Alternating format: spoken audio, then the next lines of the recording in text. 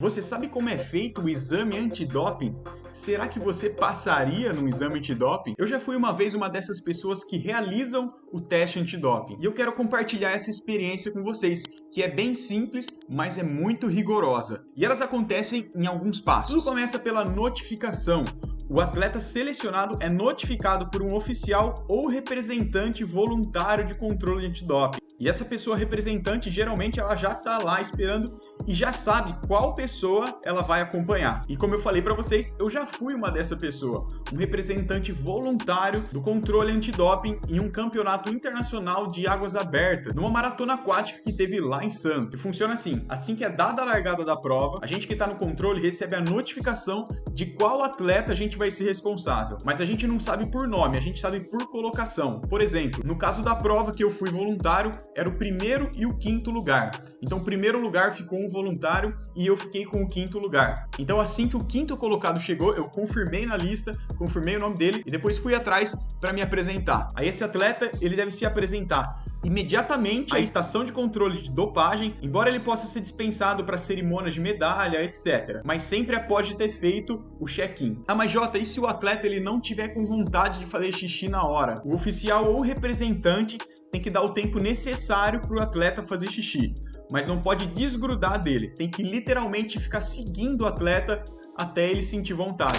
E nesse dia aconteceu uma coisa super engraçada. O cara que eu tinha pego para fazer o exame antidoping era um francês e a gente já não conseguia se comunicar direito. Eu falando um inglês meia boca, ele falando um inglês meia boca, e juntou um pouco também com a minha falta de experiência nesse tipo de abordagem, né, para fazer o controle antidoping, já que eu era um voluntário. E a situação era realmente essa, ele não estava com vontade de fazer xixi na hora. Então ele me pediu um tempo a mais, e como eu tinha sido orientado, eu dei esse tempo para ele, só que eu fiquei acompanhando ele meio de longe, assim, fiquei olhando, procurando ele, deixei ele no meu campo de visão. E aí quando ele finalmente conseguiu fazer e deu tudo certo lá, a gente entrou na sala para ele poder lacrar o seu frasco e a gente colocar dentro do envelope para ser enviado.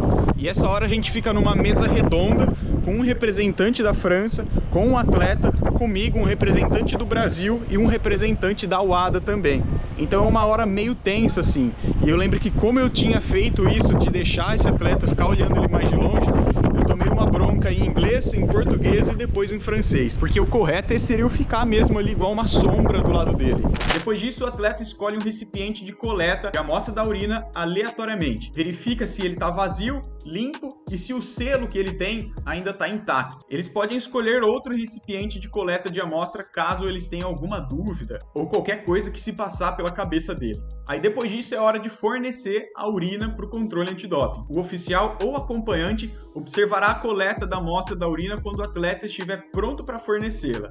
E nesse passo, literalmente, você tem que ficar observando o atleta fazer xixi, para não ter nenhuma dúvida, nem suspeita de adulteração ou qualquer coisa que o atleta possa fazer. E detalhe que o acompanhante que observa a coleta da amostra, ele tem que ser do mesmo gênero do atleta. Então esse atleta ele deve remover as roupas suficiente para que possa ter uma visão desobstruída da urina saindo do corpo. Então a gente tem que ter certeza que a urina está saindo do corpo daquele atleta, porque acreditem ou não, existem diversos tipos e maneiras para poder burlar esse sistema em todos os passos. O máximo de urina possível deve ser repassado para o recipiente, mas deve ter pelo menos 90 ml, que é a quantidade mínima. Qualquer quantidade menor do que isso será tratada como uma amostra parcial e os atletas serão obrigados a permanecer até que forneçam a quantidade mínima. Então ele tem que ficar de novo ali até fazer mais xixi para assim poder valer. Depois que a coleta foi feita, o atleta divide entre as garrafas de amostras A e B. E aí ele tem que fechar com o lacre certinho.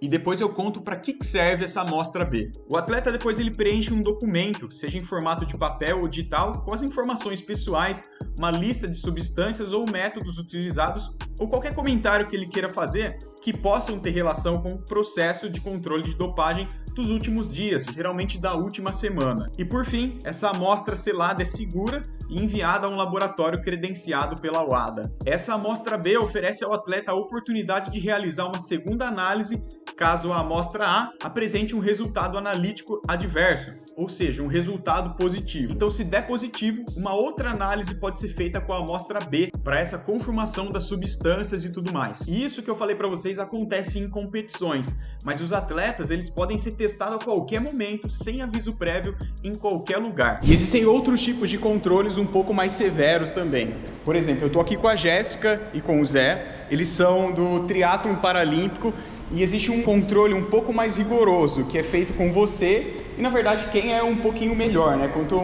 melhor ranqueado a pessoa é, mais controle ela tem que ter. Como que é feito o controle antidoping na sua situação? Na minha situação, o controle antidoping, ele acompanha por 24 horas, nós temos um aplicativo onde colocamos o endereço que estaremos e ele acompanha por 24 horas as 3 melhores do ranking mundial.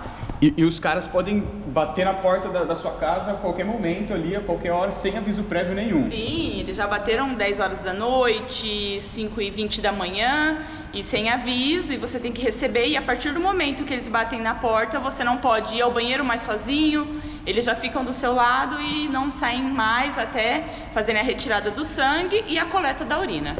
E se caso você não tiver na sua casa, ou se caso você não tiver, eles bateram na sua porta e você não está naquele momento, sei lá, por qualquer uma das circunstâncias, se foi na padaria ou você está treinando, o que acontece? Você recebe uma notificação e 3 notificações você é suspenso como se você tivesse feito uso de substância ilícita. É como se você recebe uma punição. Entendi. Então, realmente, você tem que ficar ali, você vai ser controlado e monitorado o tempo todo, né? Ô Zé, como que é feito esse controle? Onde você tem que anotar? Como que o pessoal vai saber? Exatamente. Esse controle ele é feito através de um aplicativo que chama Athlete Central. E nesse aplicativo, você precisa colocar todas as suas informações de localização. Desde quando você for viajar, por exemplo. Estaremos viajando para Paris agora, na semana que vem. A gente precisa colocar todas essas informações, o horário do voo, o horário de chegada, o endereço de onde a gente vai ficar. Todas essas informações precisam ser colocadas nesse aplicativo. Tudo isso para ter uma proteção melhor e evitar qualquer fraude que possa ter em qualquer esporte. Falar do doping e do esquema antidoping é sempre uma polêmica à parte, né? Porque é um tema que divide várias opiniões. Mas eu trouxe aqui para vocês o que realmente é feito ainda até hoje ali no nosso campo de batalha, né? Nas competições e para controle dos atletas. O que de fato vai evoluindo vão sendo as substâncias, as maneiras, a sensibilidade para pegar cada substância e tudo mais. E eu torço sempre para um esporte cada vez mais limpo e justo. Então, se você gostou desse vídeo, se inscreve aqui no canal e comenta o que você achou também. E valeu, galera, eu sou o Jota.